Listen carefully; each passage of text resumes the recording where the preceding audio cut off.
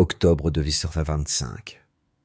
D'un côté, la Tanzanie célèbre une victoire électorale de 98% avec couvre-feu et Internet coupé. De l'autre, le Burkina Faso révèle un taux de remboursement de 92% basé sur la transparence et la confiance. Que représente cet écart pour Ibrahim Traoré et pour vous? Deux pays, deux choix, deux futurs. Qu'est-ce que cela signifie réellement? Un contraste frappant se profile en octobre 2025. La Tanzanie, autrefois perçue comme un modèle de stabilité en Afrique de l'Est, sombre dans une violence étouffée, tandis que le Burkina Faso, avec son modèle de transparence, prend un virage décisif vers l'autosuffisance. Pourquoi cette différence? La Tanzanie, dirigée par une administration qui a choisi le contrôle par la peur, a étouffé toute opposition. Le gouvernement a fait taire les voix dissidentes, coupé Internet et interdit toute forme de contestation. Les chiffres de l'élection sont douteux et des centaines de manifestants ont été tués. À l'opposé, Ibrahim Traoré au Burkina Faso a pris un autre chemin.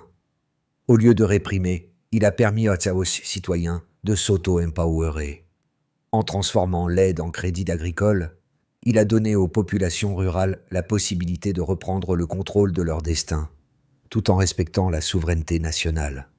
Mais ce n'est pas juste une question de choix politique. C'est une question de valeur, confiance contre peur. Pourquoi le Burkina Faso réussit-il là où d'autres échouent? Les choix des dirigeants africains en octobre 2025 montrent un contraste saisissant. Alors que la Tanzanie plongeait dans la violence et l'opacité, le Burkina Faso, sous la direction d'Ibrahim Traoré, a ouvert la voie à une révolution silencieuse.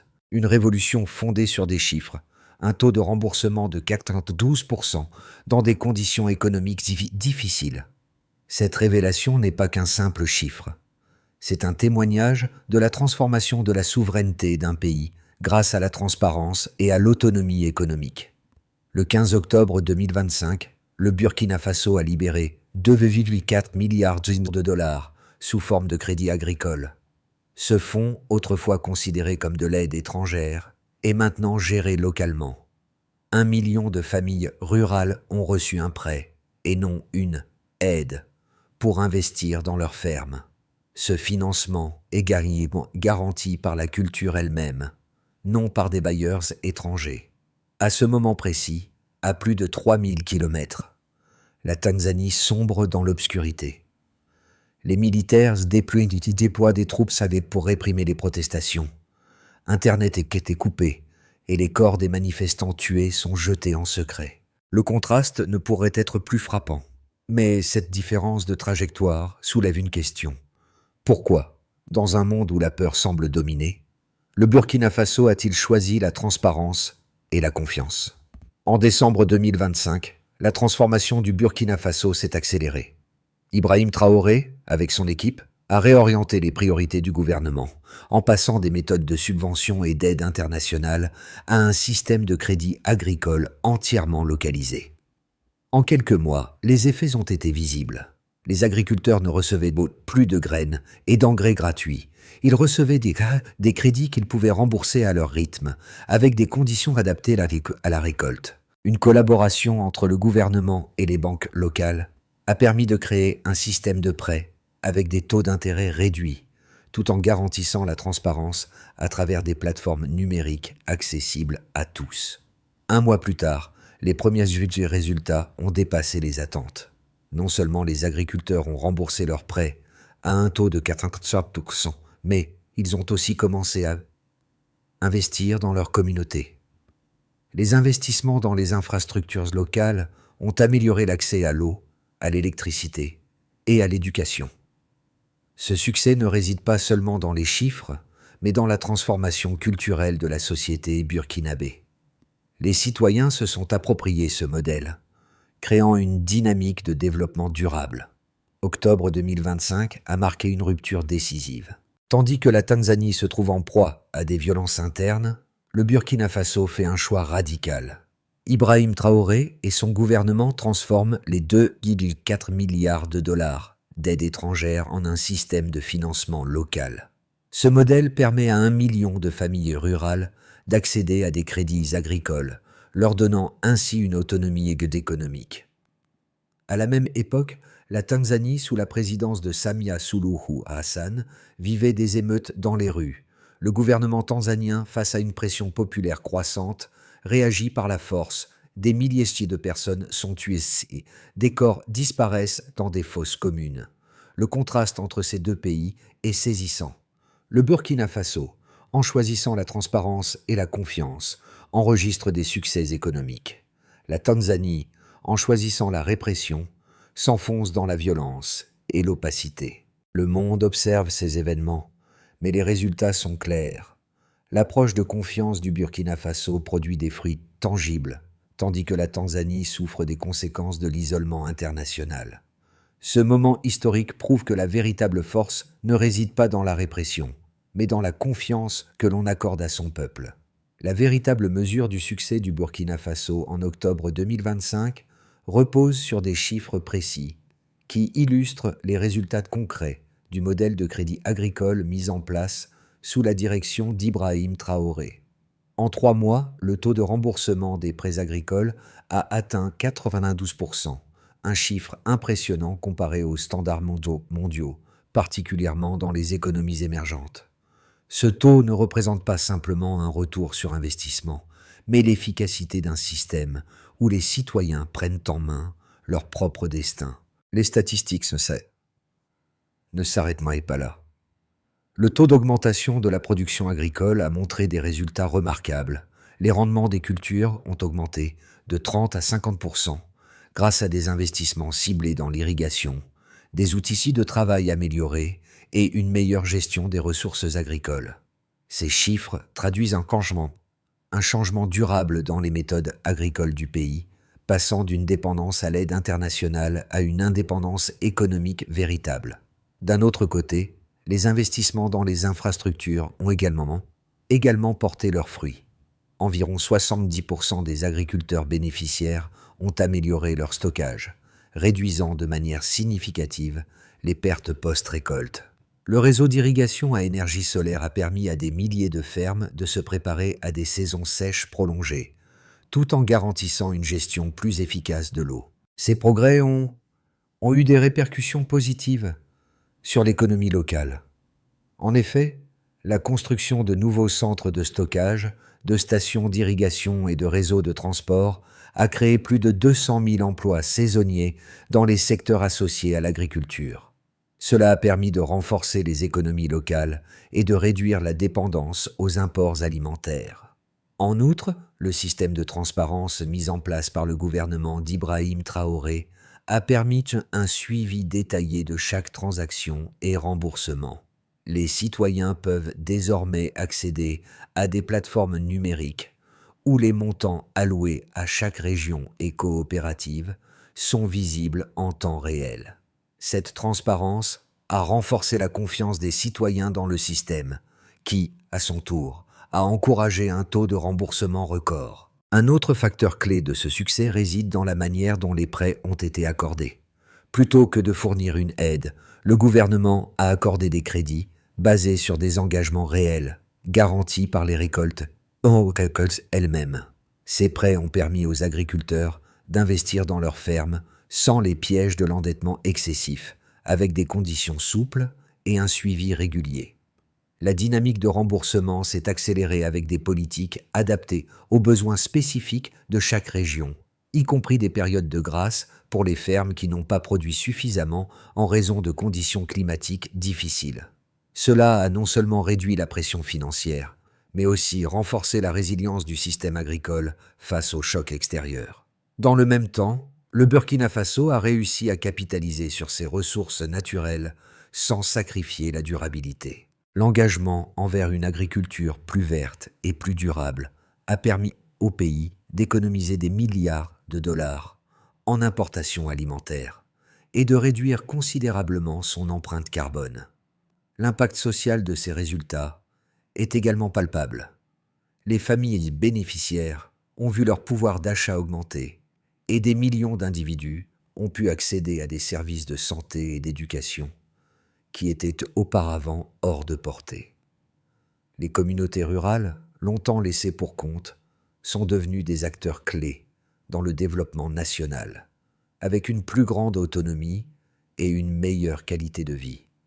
Il existe deux approches clairement opposées pour comprendre le modèle burkinabé, qui a fait ses preuves, et celui de la Tanzanie, qui a échoué à garantir une stabilité durable. Ces deux perspectives soulignent des choix fondamentaux. L'un mise sur la répression et la peur, tandis que l'autre choisit la confiance et la transparence. Ces approches divergent non seulement sur la méthode de gouvernance, mais aussi sur les résultats concrets qui en découlent. Commençons par un premier regard, la répression comme solution. L'un des arguments les plus courants contre les réformes démocratiques en Afrique, et particulièrement en Tanzanie, repose sur l'idée que la stabilité ne peut être obtenue qu'en restreignant les libertés, en écrasant l'opposition et en utilisant la force contre les manifestations populaires. C'est une ligne de pensée qui justifie les résultats électoraux douteux par un contrôle fort et une apparente paix sociale. Les partisans de ce modèle affirment que ce type de stabilité autoritaire peut être nécessaire pour surmonter les crises politiques internes et créer une économie stable, au moins à court terme.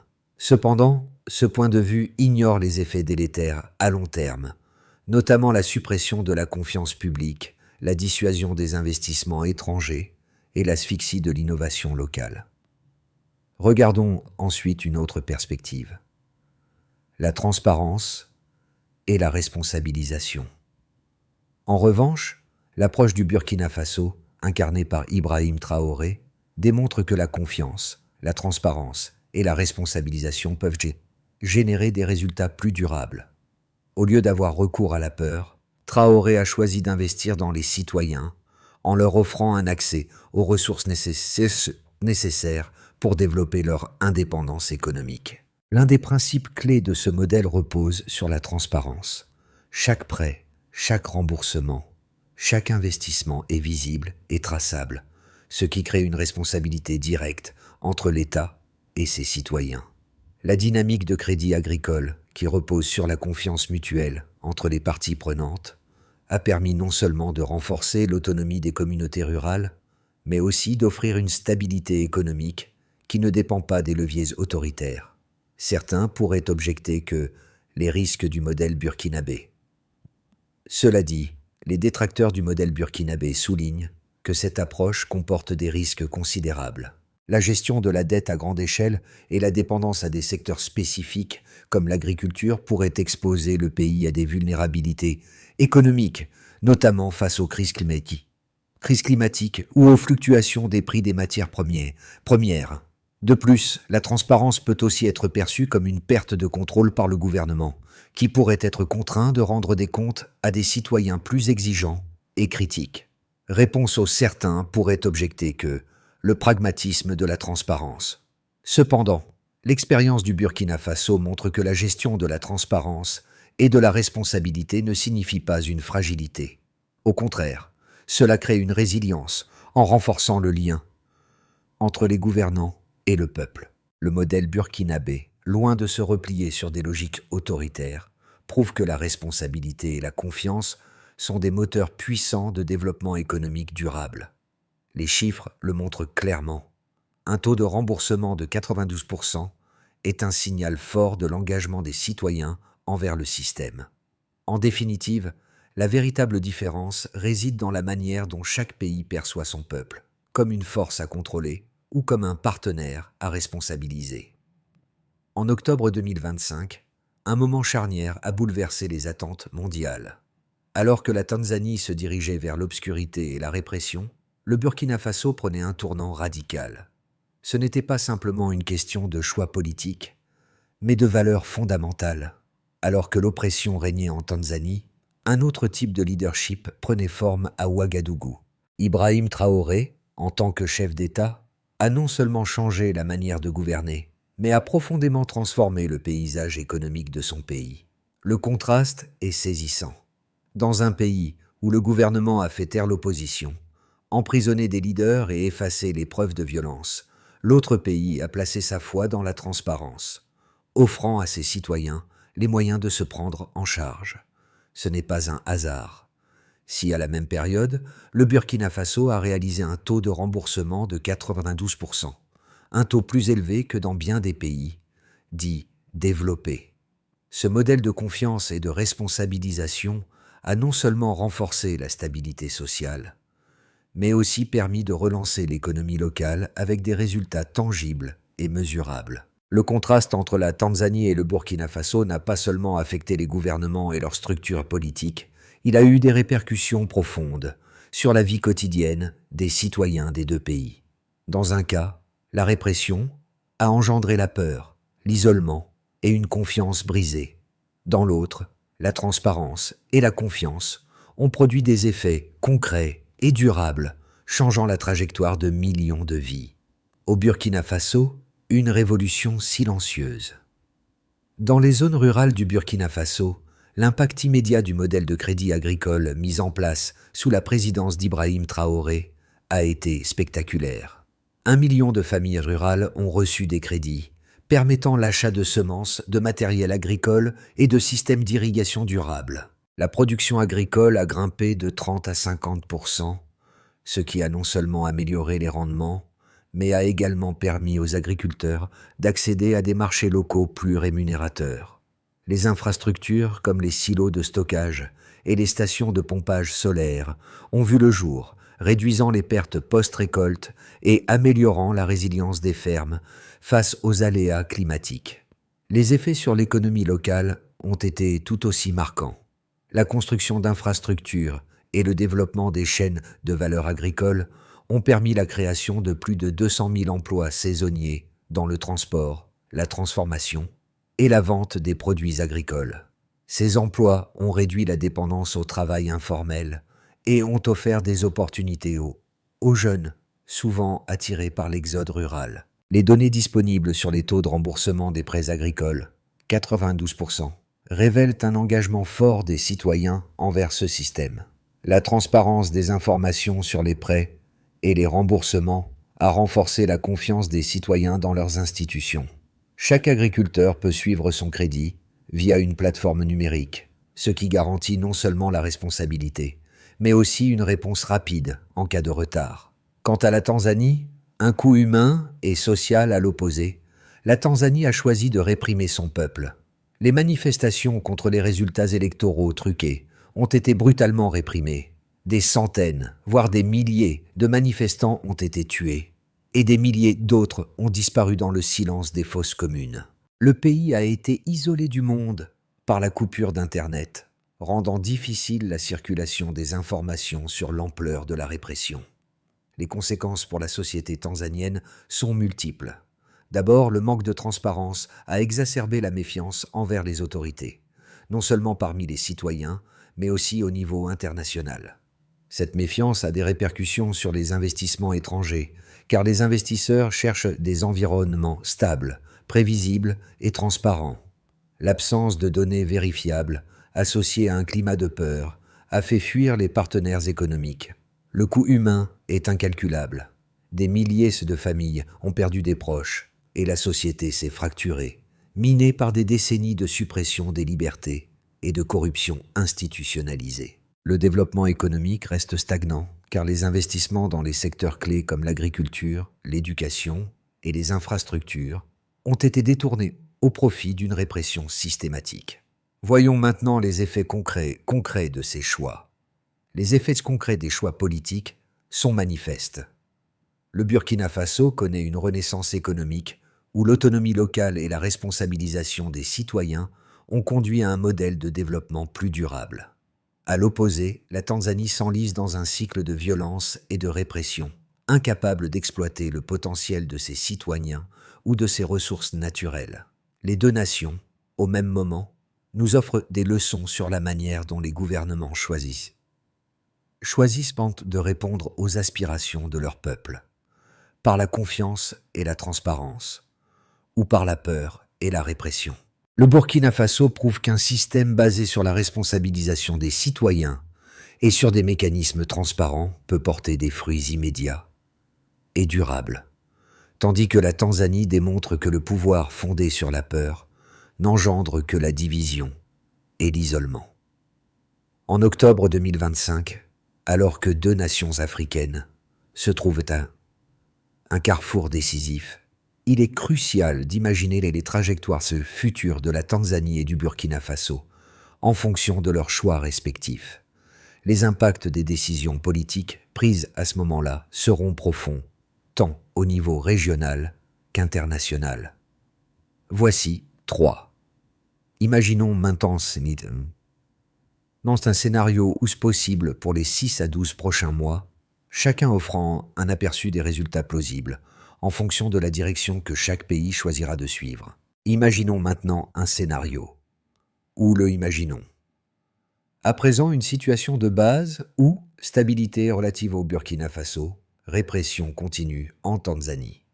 Dans ce imaginons maintenant un scénario où le Burkina Faso poursuit sur sa lancée, avec un taux de remboursement de 92% dans son système de crédit agricole, et des réformes continues dans le secteur agricole. Les investissements en infrastructures agricoles, notamment dans l'irrigation et les chaînes de valeur agricoles, continuent de stimuler la croissance. Ce système continue d'attirer l'attention de ses voisins africains, comme le Mali et le Niger, qui cherchent à imiter son modèle. Les politiques sociales restent axées sur l'inclusion et l'autonomisation des communautés rurales.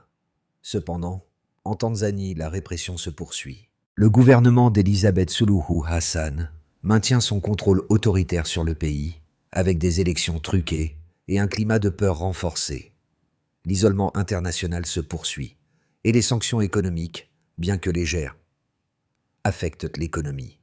La fuite des capitaux et le manque de confiance des investisseurs continuent de freiner le développement économique du pays, malgré la légitimité apparente du pouvoir en place. Imaginons maintenant un scénario où dans la perspective la plus favorable, pour, au Burkina Faso, expansion régionale et partenariat international.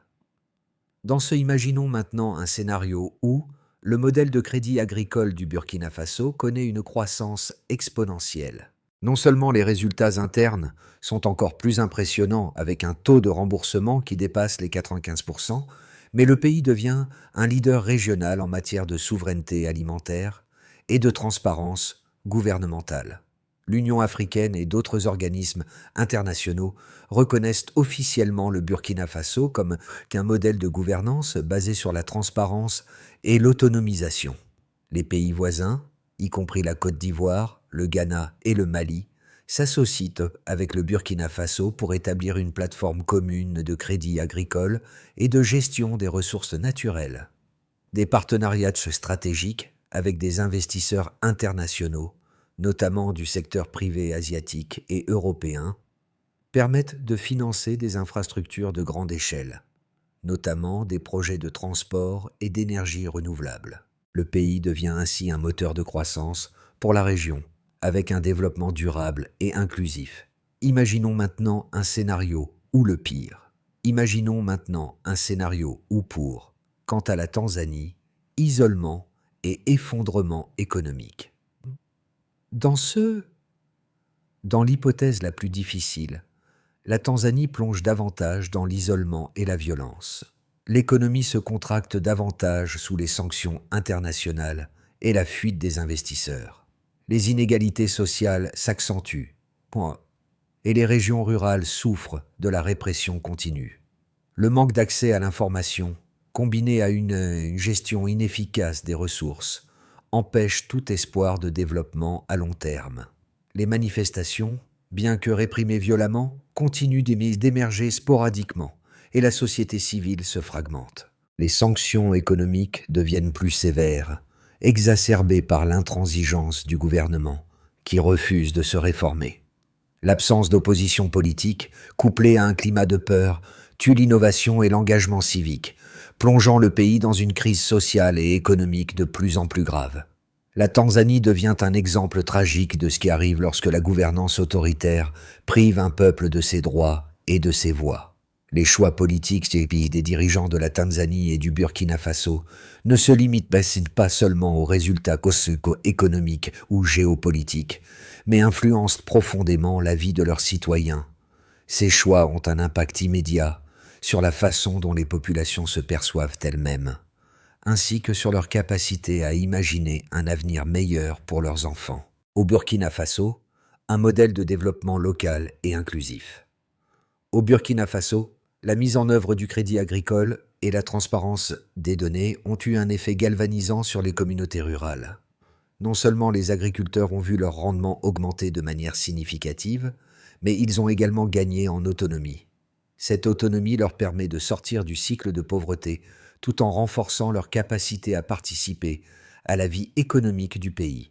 Les communautés rurales sont désormais capables de planifier leur avenir avec plus de certitude. Le système de crédit a non seulement réduit leur dépendance vis-à-vis de l'aide internationale, mais a aussi renforcé leur fierté.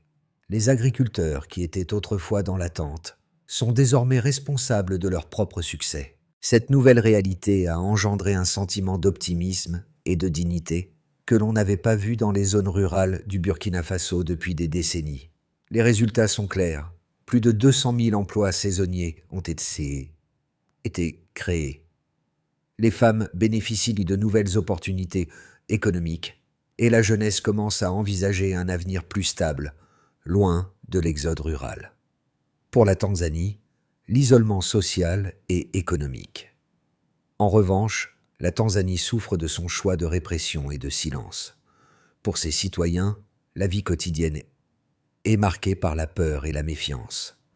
La répression systématique des opposants politiques et la coupure d'Internet ont affaibli les liens sociaux. Les communautés sont divisées et la population reste en grande partie désillusionnée. Les jeunes, privés de perspectives d'avenir, cherchent souvent à quitter le pays. Les entrepreneurs et les investisseurs hésitent à prendre des risques dans un environnement où la transparence est inexistante et où l'injustice semble omniprésente. Le pays se trouve à un carrefour où l'espoir d'un changement positif semble de plus en plus lointain. Ainsi, la manière dont chaque pays aborde la gouvernance affecte profondément ses citoyens, créant soit un climat de prospérité et d'espoir, soit un environnement de peur et d'incertitude.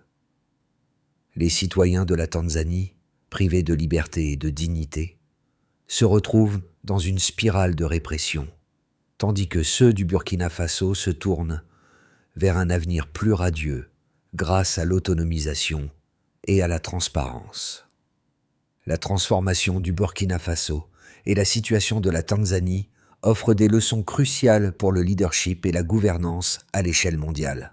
Pour capitaliser sur les réussites du Burkina Faso et éviter les erreurs de la Tanzanie, voici une feuille de route stratégique, comprenant des étapes claires pour chaque pays. Au Burkina Faso, renforcer la transparence et élargir l'inclusivité. Renforcer la base de crédit agricole. Développer davantage l'infrastructure de financement en élargissant l'accès à un plus grand nombre de paysans.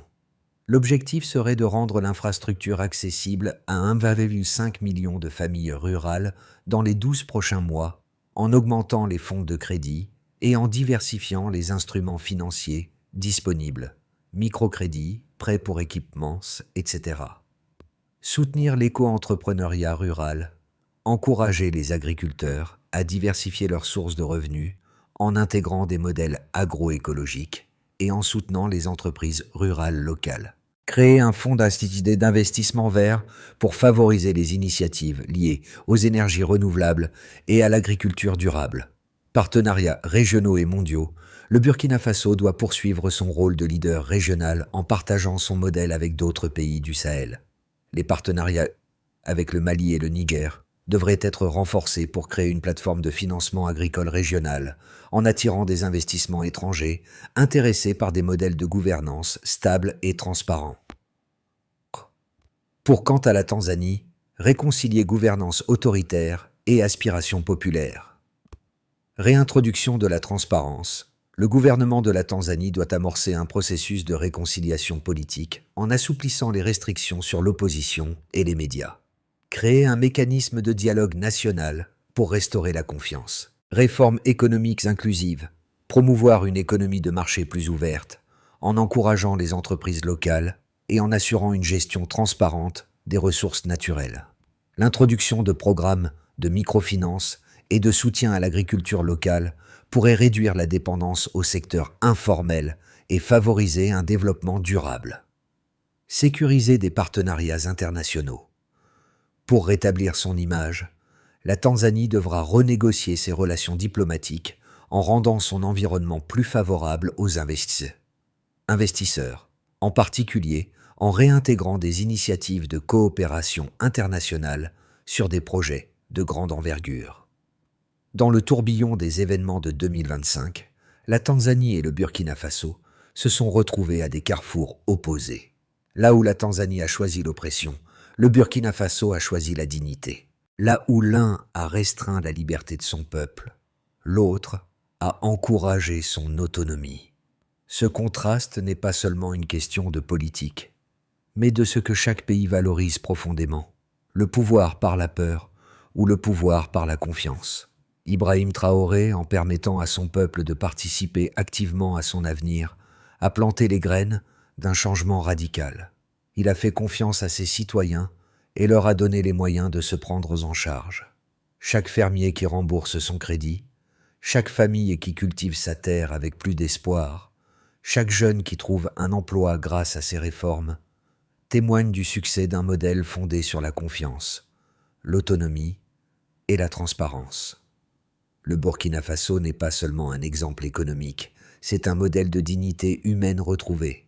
Dans un monde où tant de nations sont prises dans le cycle de la dépendance ou de la répression, il reste une lueur d'espoir, un futur où la transparence et la confiance peuvent transformer des vies. L'histoire du Burkina Faso et de la Tanzanie en 2025 n'est pas simplement une chronique de gouvernance, mais une réflexion sur ce que chaque nation choisit d'incarner pour son peuple. Le Burkina Faso a démontré que la confiance et la transparence ouvrent la voie à un avenir où les citoyens peuvent reprendre le contrôle de leur destin, nourrir leur famille et prospérer sans avoir à compter sur des aides extérieures. Ce modèle ne doit pas être un cas isolé. Il peut se répéter, se multiplier et inspirer toute une région. Le monde doit regarder au-delà des gros titres et des statistiques politiques pour voir la transformation humaine qui est à la base de chaque changement. Si vous croyez qu'un avenir fondé sur la dignité, la confiance et la responsabilisation est possible, il est temps d'agir. Soutenez ceux qui choisissent l'espoir plutôt que la peur. Engagez-vous dans des actions concrètes pour construire un monde où chaque individu peut voir un futur plus lumineux. Cela commence par un simple geste, une réflexion, un commentaire, un acte de solidarité. Faites entendre votre voix, parce qu'ensemble, nous pouvons faire de ce monde un endroit où les citoyens ne sont pas gouvernés par la peur, mais par la confiance.